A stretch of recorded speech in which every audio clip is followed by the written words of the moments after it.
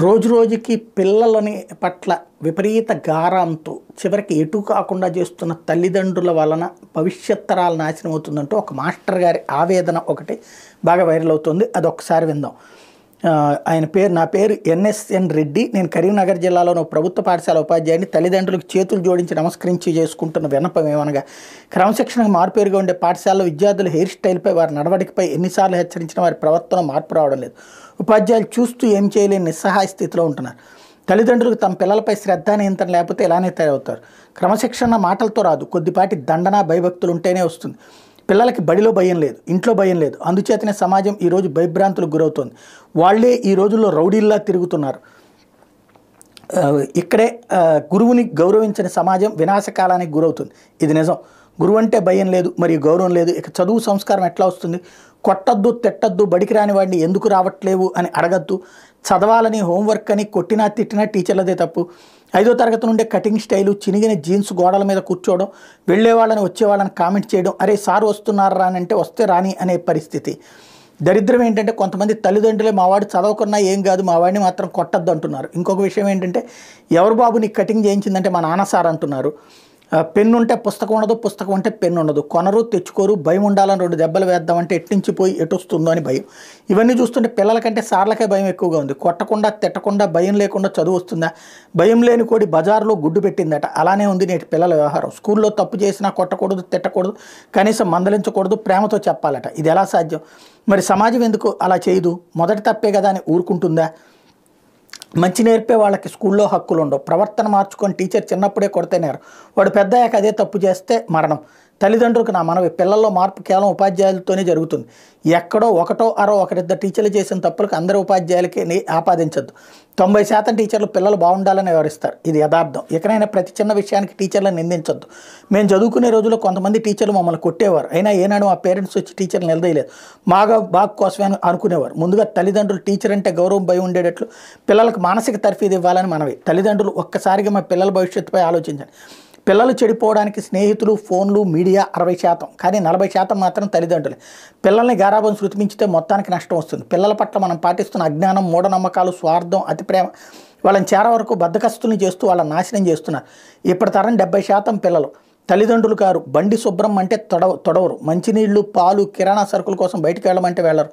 Lunch బ్యాగులు, school బ్యాగులు శుభ్రం చేసుకోరు. కనీసం ఇంటి దగ్గర చిన్న చిన్న పనుల్లో సహాయం చేయరు.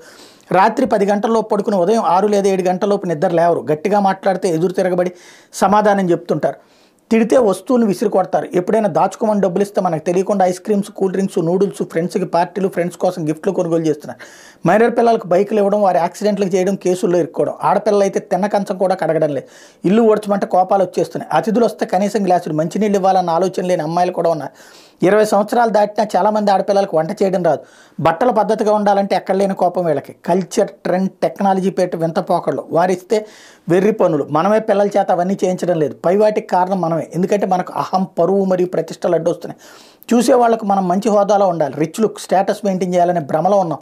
గరాబంతో పెరిగిన వాళ్ళు మధ్యలో మారమంటే మారడం అస్సలు జరగదు. వారిని కష్టపెట్టమని కాదు ఇక్కడ చెప్పేది, కష్టం గురించి తెలిసేలా పెంచండి. కష్టం, డబ్బు, సమయం, ఆరోగ్యం విలువ తెలియకపోతే వారికి జీవితం విలువ తెలియదు. ప్రేమతో గారాబంగా మనం చేస్తున్న తప్పుల వలన కొందరు యువత 15 ఏళ్లకే ప్రేమ, దోమ అంటాం, సిగరెట్స్, మందు, బెట్టింగ్, డ్రగ్స్, దొంగతనాలు, రేపులు, హత్యలు చేస్తున్నారు.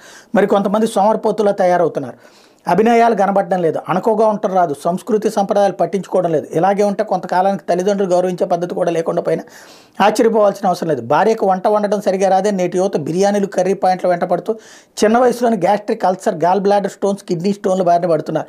మరొక ఫ్యాషన్ ఏంటంటే పెరుగు, మజ్జిగ తీసుకుంటే వాంతులు చేసుకోవడం. కొన్ని ఆహార పదార్థాలు ఎంత ఆరోగ్యకరమైన కూడా వాళ్ళకి అనవసరం. కాలేజీ పిల్లలు అయితే సరిగ్గా పిడికిలు పట్టేంత టిఫిన్, లంచ్, చిన్న బాక్స్ రైస్.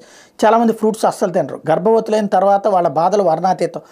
టోటల్ మెడిసిన్ మీద డిపెండ్ అవ్వడం. 100లో 90 మంది సిజేరియన్ ద్వారా పిల్లలకి అంటున్నారంటే వారి శారీరక పటుత్వం ఎంత పడిపోయిందో ఆలోచించండి. అలా ఉంటే పుట్టే పిల్లలు కూడా ఏదో ఒక జన్యు లోపంతో పుడుతున్నారు. 3వ తరగతి పిల్లాడికి సోడా బుడ్డి లాంటి కళ్ళద్దాలు, 5వ తరగతి వారికి అల్సర్, బీపీలు, 10వ తరగతి దాటేలోపు ఎన్నో ఆరోగ్య సమస్యలు వస్తాయి. వీటన్నిటికి కారణం మన పిల్లలను సరైన పద్ధతిలో పెంచకపోవడమే. అందుకే తల్లిదండ్రులు మారాలి. రేపటి సమాజానికి ఏమి నేర్పుతున్నారో ఒక్కసారి ఆలోచన చేయండి. సంస్కృతి సంప్రదాయాలు అంటే ఏంటి? కేవలం గుడికి, దర్గాకి వెళ్ళి పూజలు, ప్రార్థన చేసి మన సంస్కృతి సంప్రదాయం అని పిల్లలకి అలవాటు చేస్తున్నాము. అది మాత్రమే కాదు, సంప్రదాయం అంటే అలా అనుకోవడం కూడా కొంత పొరపాటు. పిల్లలకి బాధ్యత, మర్యాద, గౌరవం, కష్టం, నష్టం, ఓర్పు, సహనం, దాతృత్వం, ప్రేమ, అనురాగం, సహాయం, సహకారం, నాయకత్వం, మానసిక దృఢత్వం, కుటుంబ బంధాలు, అనుబంధాలు, దైవభక్తి, దేశభక్తి కొంచెం కష్టమైనా సరే ఇవి తప్పక చిన్న వయసులోనే పిల్లలకు అలవాటు చేయాలి. మంది కోసం బ్రతకద్దు, మన ఆరోగ్యం కోసం, మన ఆనందం కోసం బ్రతుకుదాం అంటూ కొంచెం ఇవన్నీ అలవాటైతే ఆరోగ్యం, మానసిక పరిస్థితి, సామాజిక స్పృహ, ఉత్తమ జీవన విధానం వాళ్ళకి అవలంబించిన వారు అవుతాం. భావితరాల పిల్లల కోసం పిల్లలను మార్చే బాధ్యత మనందరి మీద ఉంది. చదివిన వాళ్ళందరికీ విన్నపం అంటూ ఇది అందరికీ తెలియజేయమని చెప్తున్నారు.